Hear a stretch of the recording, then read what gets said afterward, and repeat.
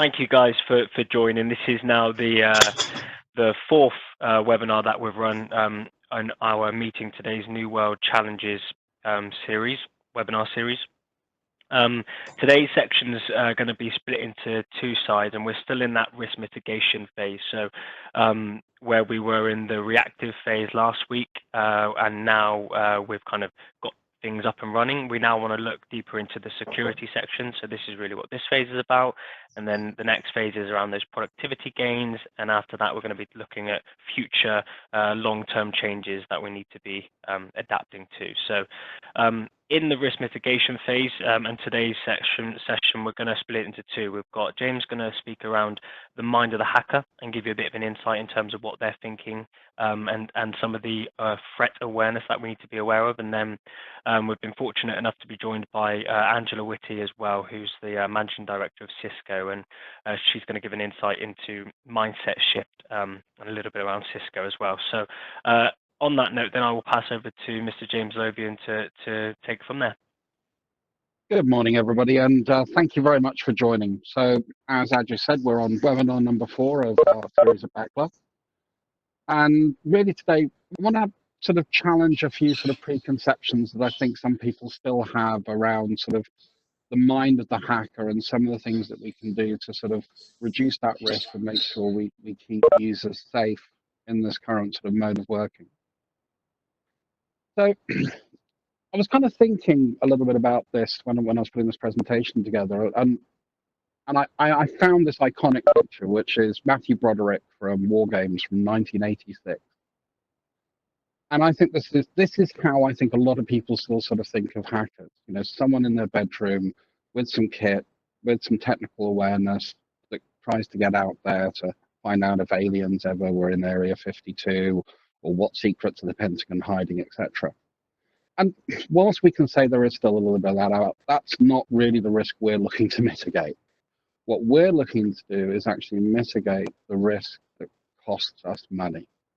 And the people that are doing this are not single bodies sitting in a bedroom in a basement somewhere. These are professionals. These are organized, and they work in teams, and they have great support. So, as I sort of said, these are professional people. They are skilled in what they do, they're knowledgeable, and they keep up with current events and current technology. This was one of the weirdest things that I found when I was doing my initial research, when I started getting into security and sort of really looking into the depths of it, was how much I can actually buy as a service. So if I know where to go, I can go and buy an attack against a company. I can do that attack myself, or I can have it done as a service. If I buy that attack for myself, I can buy some time framing in it, and I can get support models fitting around that, including telephone support, believe it or not. And these people don't tend to work alone. They tend to work in groups. And again, that's about the power of the collective think. It's about the power of the collective goal, which predominantly is either to get data that they can sell or to get money. So really, we've got to concentrate on what their objectives are. So how are they kind of looking to get into that and start doing that? And really, we have a sort of threat landscape which is constantly evolving. But what we've seen is a massive increase in the threat of ransomware. We've seen a massive increase in social hacking. And social hacking, one of the main reasons for doing that is so when I go and try and phish attack a company, I'm doing it in context. So I can go and find out more about my MD, for instance, if I was going to attack Beckler. I'd find out where he goes on holiday. I would find out when birthdays are. I would find out any information I can get. So then I can send an email into our finance team saying, hey, this is from James, please pay this bill. Now, unless you've got a process in place that says that is an unusual circumstance, that probably will go through. And in fact, we have seen that go through with our clients. So again, we want to be aware of how we authorize payments within the business. And a lot of these issues are resolved not just with technology, but also with clearly defined processes. And really the goal is to get data, to get money out of your organization. And it's an increasing threat, and it's an especially increasing threat at this time because they see COVID as an opportunity. They don't see this as a negative, they see this as a positive because all of a sudden we're fractured. All of a sudden we're not working in the same location, we're not having the same level of communication. And this is why we've been talking so much around collaboration, awareness, good documentation, good methodology, and recognizing where you need to infill some of those missing pieces of technology that are required to support you in your ongoing sort of mode of business.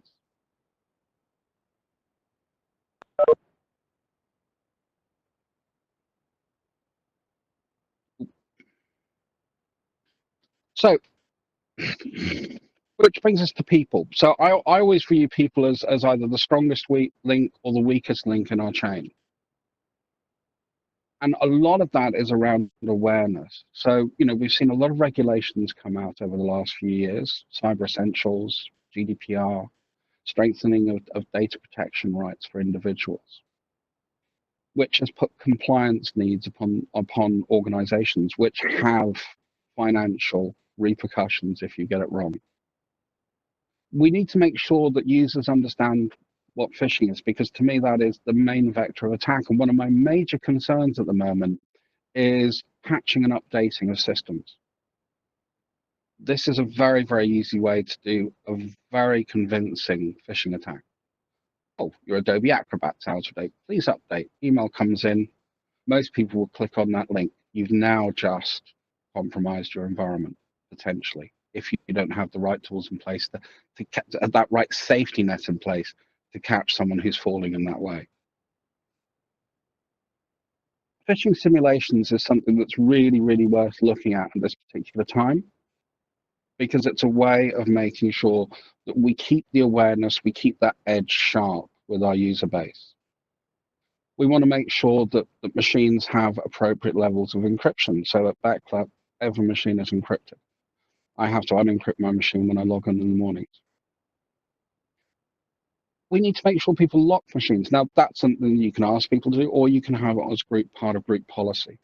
So we can actually set, if you're away from your machine for more than 5 or 6 minutes, it will lock. Or if you're away for more than 10 minutes, it will lock. You've got to put your password back in. You've got to redo that challenge.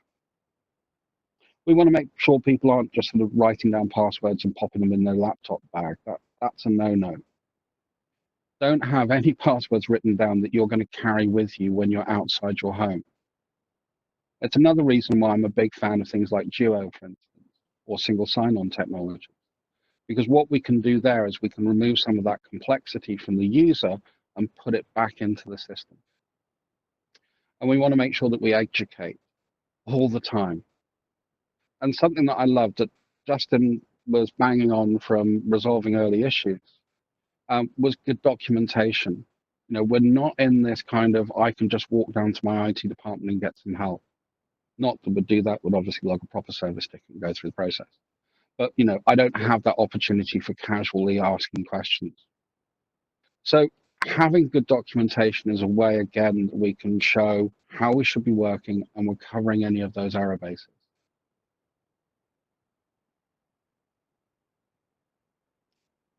So technology considerations, what do we need as a sort of a base? Well, you want to have good antivirus on your machine. That's your first port of call. And generally you want antivirus that is going to allow you to take care of advanced and persistent threats. So these are the next generation types. Generally they're working off cloud, but they're also working off signature base. And it's good to use both methodologies, not one. Because one of the things that we have been seeing, which has been really interesting, is the resurrection of older virus technologies, which aren't covered by some of these new cloud methodologies until we actually observe them. So they're like a new attack. Signature-based systems will still catch those threats. So that they still have a place in our scheme, but we obviously want to lever the power of the cloud as well. Virtual private networking. So a really good question to ask as we make this shift from homework, from office-based work to more home-based work, is do you have enough VPN licenses for your firewall? Do you have tokens that you want to use, or are you using software? And again, here we prefer to use a token-based, a hardware token, because it helps make sure that our machines are secure and allows us to support this particular methodology remotely. Multi-factor authentication. Again, this is a way of just making sure, even if I lost my password and my username, someone can't just willy-nilly log into our systems and get our data. We have a multi-factor methodology, which means that it's just not my credentials that count. And this, again, is a really important step to make sure that we're making a robust perimeter around our data. SSO, so single sign-on. I like complex password. Most people don't. And what we really want to do for single sign-on is it allows us to use very complicated passwords that the user doesn't have to worry about. So again, part of what we use here, we use a single sign-on methodology once we've authenticated into our business. So it means that I can actually gain access to systems, and I have very complex passwords set up for my portals that I have to log into. And I use my single sign-on to get me into those portals. So I don't have to remember all these passwords. It's already put into the system, but I can go in and I can edit and I can manage that very, very clearly and concisely. And the last sort of piece in the chain on sort of what I call the fundamentals is, okay, what happens if we have a worst case scenario? Someone's got in. How do we prevent that data, that important data, from getting out of our business? And data loss prevention is a really, really good way. Probably something we're going to think of in retrospect to the current events, because it's a bit more of a complex implementation, but it's something I think people should be thinking about now and starting to plan. Because again, one of the things I mentioned in the last webinar is really the model that we're used to working with has changed. I'm normally used to going and speaking to customers about what are you doing over the next 6 months, 12 months, 24 months, 36 months. That's the standard view that we have within IT.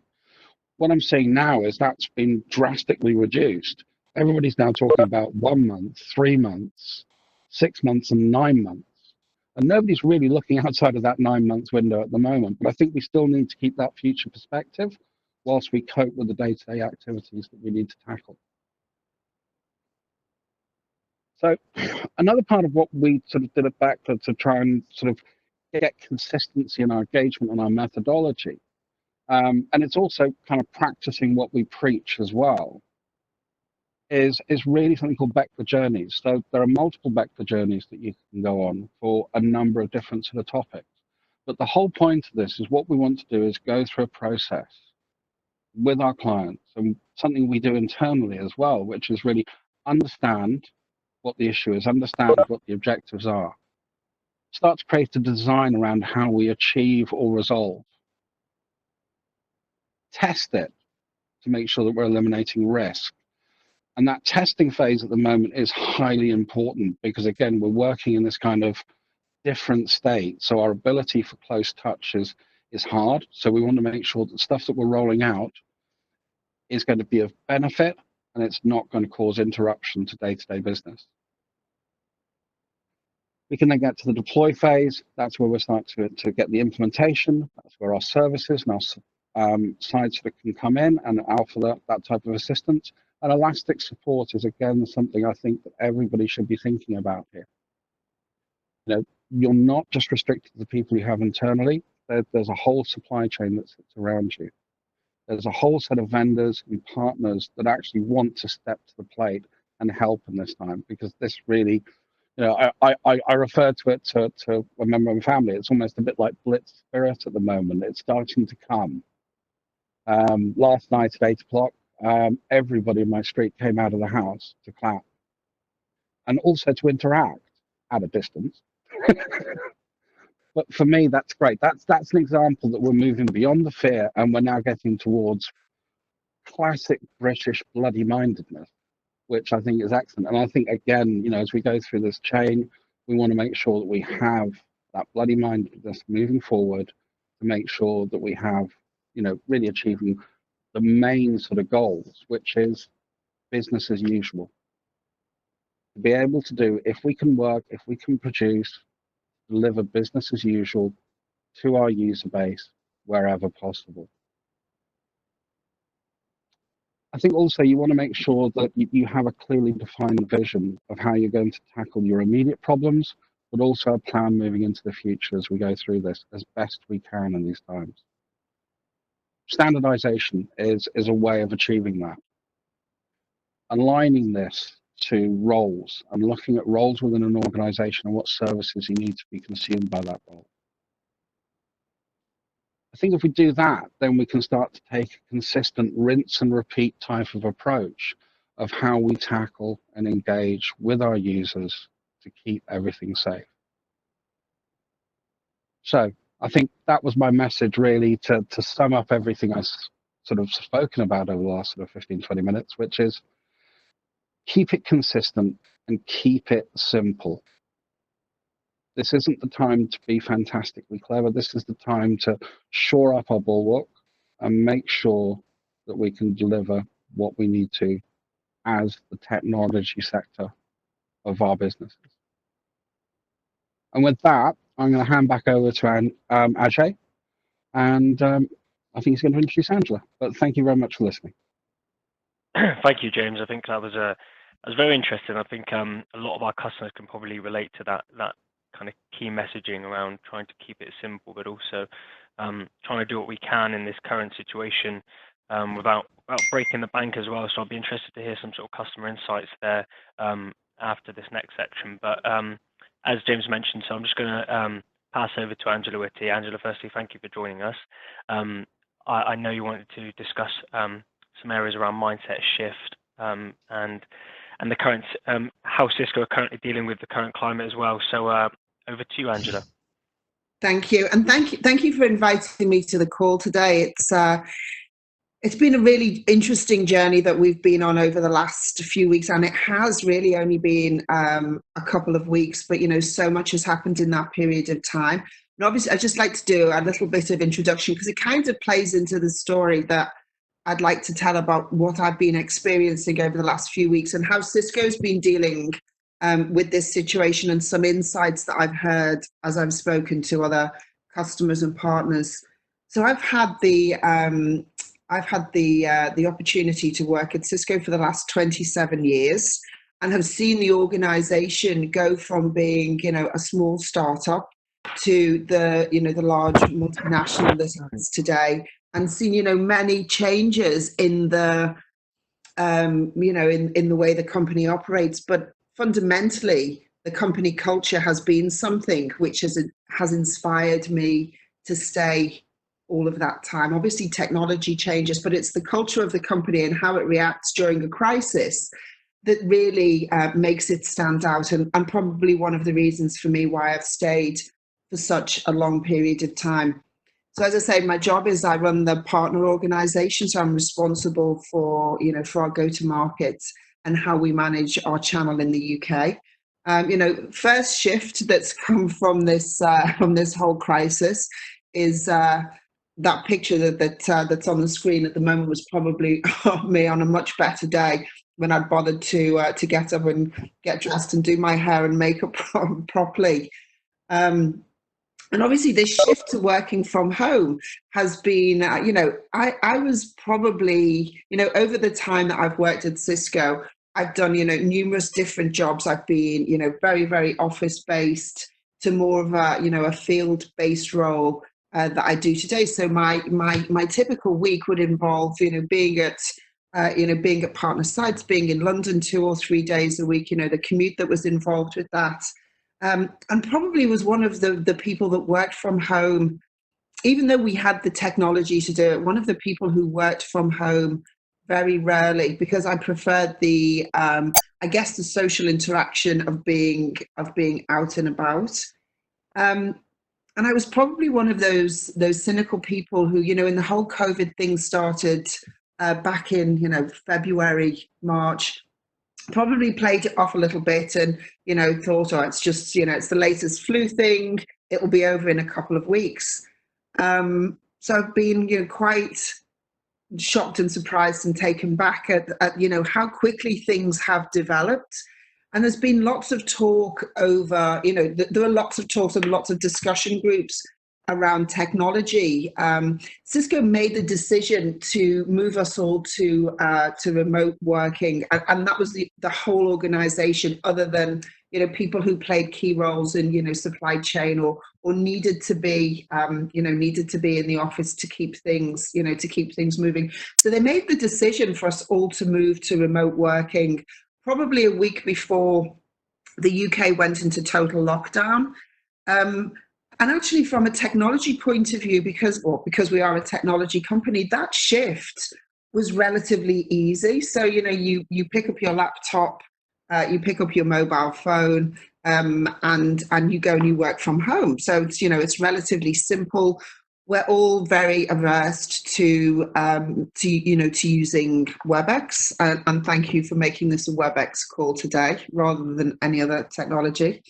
I do appreciate that.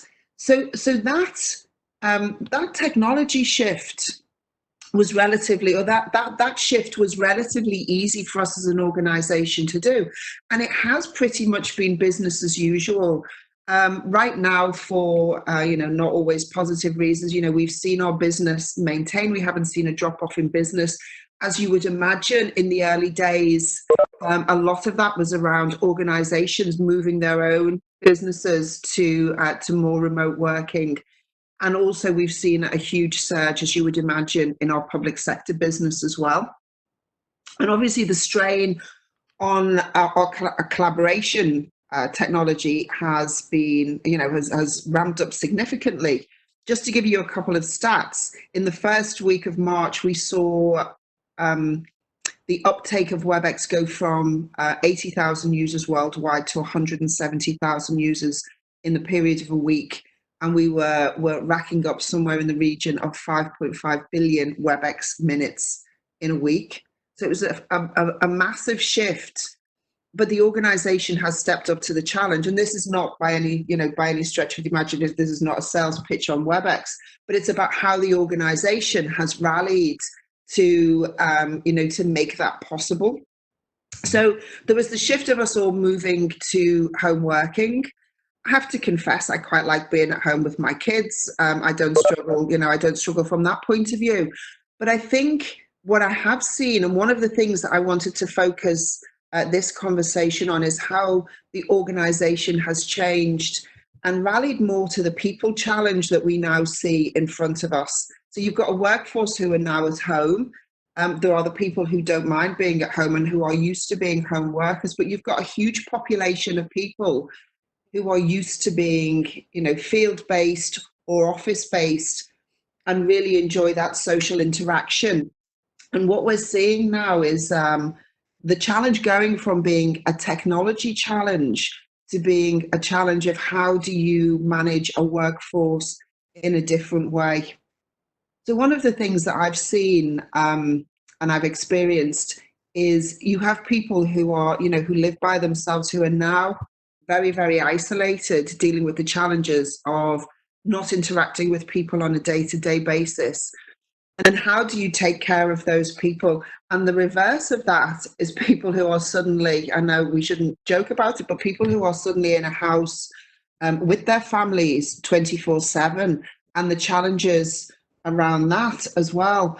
And Cisco has been very good in stepping up to that cultural challenge as well. We have the leadership team at Cisco have almost on a weekly basis rallied, and we're having leadership meetings to talk about how, as a manager, do you suddenly manage a workforce who are remote, who may be struggling with isolation issues, maybe struggling with not being isolated enough, the impact that has on people's mental health, the impact that has on people's physical well-being.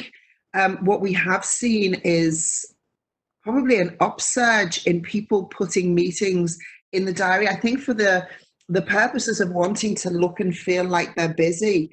And basically that's not that in the first couple of weeks was having a massive impact on people's ability to just be able to get out and exercise. So one of the great things that I think Cisco has done in challenging us as a leadership team is to think about our own individual leadership style And how do we manage an organization now in a totally different way? So what we've seen is, as I said, we've seen Chuck and his leadership team be very, very visible. Excuse me. We've seen Chuck and his leadership team be very, very visible in having company-wide meetings almost on a weekly basis. We're having leadership meetings and talking about the challenges that we all face. And they're giving us the opportunity to be able to talk and share ideas about how we manage through that challenge. To give you an idea of some of the things that we've been doing to stay in touch, if I just look at my team, and the UK leadership team. So, this week alone on Monday, as myself and my direct reports had a virtual pub quiz, which was really good. It was a good opportunity to get together. Although I did come away, I came last. So I came away from it feeling very thick and realizing that I need to brush up on my general knowledge. We've had initiatives from the Irish team. They've done a virtual gig, which has now become a Friday night thing. I have now virtual drinks on a Thursday evening with some friends. We've done virtual games evenings, and this evening, for the first time, slightly outside of the work environment, I will be having a virtual quiz night with my family. So we'll see how that goes. The other thing that I've been trying to do, for myself, just from a well-being point of view, when I don't have meetings, when I don't have scheduled WebEx meetings, I've been taking the opportunity. I'm very fortunate that where I live backs onto farmland, so I have quite a lot of space and can keep myself socially distanced from people. I've been doing walking one-to-ones, and that's something that actually one of the managers in our services team has been promoting for quite some time. So you don't really need to be sitting at a desk. You don't need to be using, video technology all the time. So just, with your mobile phone, just going outside and talking and catching up with people and making sure that we stay in touch on a day-to-day basis. And there are some people, who are really finding that to be a lifeline as they adjust themselves to this different way of working. As I said, one of the things I have noticed has been this feeling that people need to feel busy. I was hoping that it was going to be an opportunity, with maybe less meetings because there was less travel time, that it would be a period of reflection and we could start thinking and planning for what the future may bring. Because I think that's something as well that as organizations, we need to start thinking about what the future is going to bring, because I can't believe that, when lockdown is lifted, we're all going to go back to doing exactly the same as we did before. Will we go back to face-to-face meetings in the same way as that we did before? Will we go back to the same kind of face-to-face events that we had before? I mean, we have an annual sales conference in Las Vegas every year, which for this year has been moved to a virtual event. And, you have to ask yourself the question, will we go back to having a 20,000 person strong event in Las Vegas every year? Because there is obviously, whilst there are lots of benefits to getting a sales team together, there are lots of benefits, not only the financial one, of doing it in a virtual way and using the technology that we make. So there were lots of questions that, I've heard on various calls and forums that I've been on this week around what does the workplace and the work environment of the future, what's it going to mean to all of us, from a social interaction point of view. Also from a real estate point of view, companies must be looking at, if you can actually enable your workforce to work from home, what does that mean from a real estate point of view? Will they continue to have large office space and continue to have that, real estate? I think one of the challenges that all of this is going to bring is the blur. If we do move more towards a more remote way of working, it does tend to blur the lines between work and family life. And I think that's something that organizations and individuals will need to think of as well. how do you make sure that, it's very easy when you're working from home to get up in the morning, to be behind your, your laptop at 8 or 8:30, and to continue, to still be there at 6 or 7 o'clock in the evening. So the lines between the working day and the family day can become more blurred. And how do we socially work our way around that and make sure that we take care of our employees and make sure that they get the space to manage their their private life as well. We as a UK leadership team have been put, on a Friday morning now, we get together for an hour and a half, and we spend probably the first hour of it, there's maybe 15 people on the call, and we spend the first hour of it with everybody talking about what challenges, what are the good things and the positives and the negatives that the previous week has brought for them, and just sharing experiences, and that's both from a work perspective, but also from a personal perspective as well. And I know there are certain individuals within the group who are basically struggling to cope with having young children at home, to cope with the isolation, and to cope with the different way of working. So I think technology is one thing.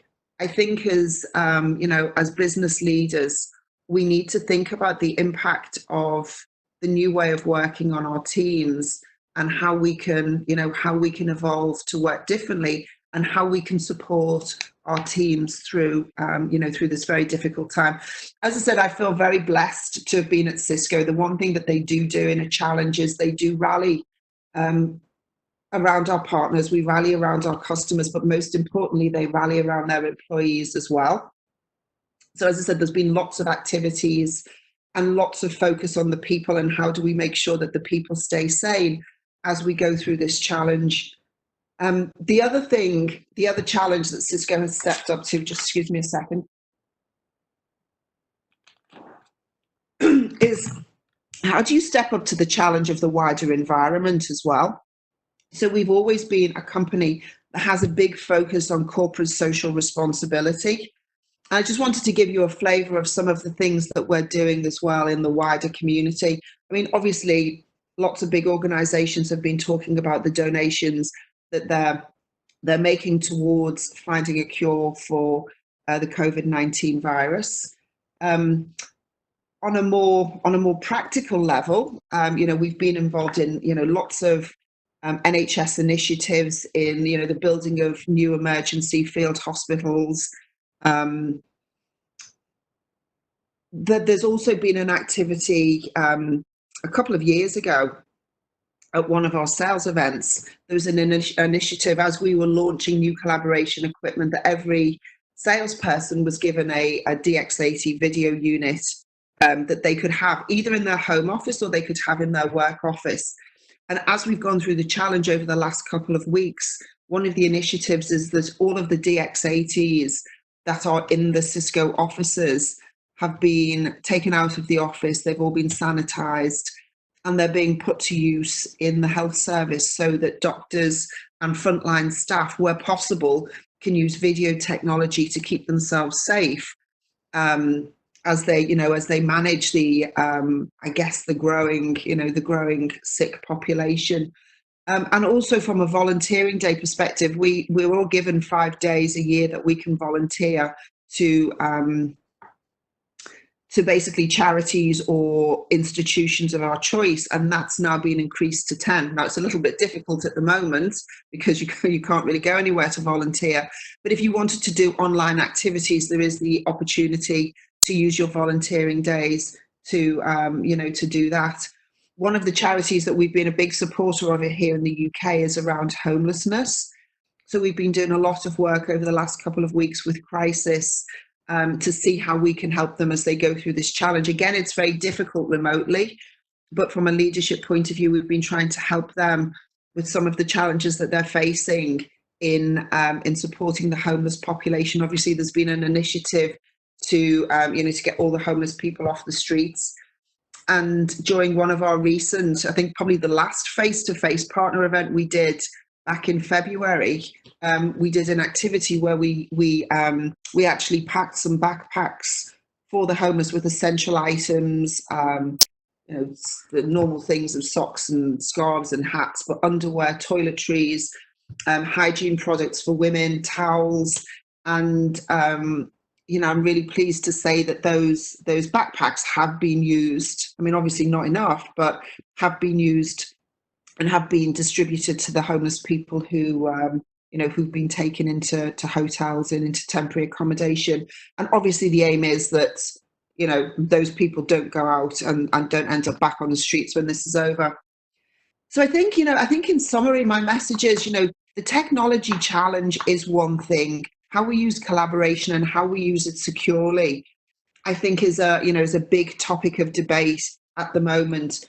But I think how we transition our workforce and how we maintain as leaders and as individuals a healthy working environment as we go through this whole period of adjustment, and how long that's going to be, none of us really know. I'm hoping it's not going to be too long. I mean, some people are saying the summer. I was obviously optimistically thinking it was only going to be a couple of weeks, but that's probably not going to be true.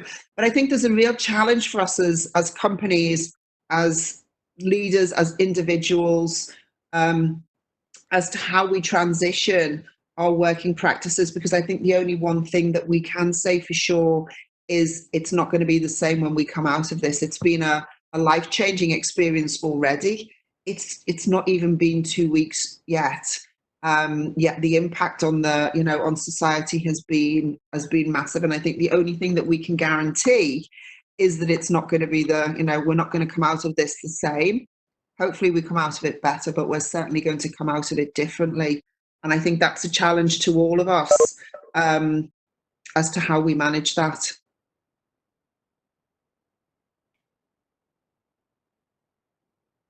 Thank you, Angela. Yeah, thank you, Angela. That was a very useful insight, and I think you kind of summed it up there with no one knows how long this period is going to last, and that's what's kind of making this such a frustrating time for businesses, is because we're seeing markets take quite a plummet with speculation, but at the same time businesses are unsure how much to really invest into this new way of working, because we don't have a timeline. But you're absolutely right. There is going to be certainly a change when we do come out of this, and hopefully it's one for the better.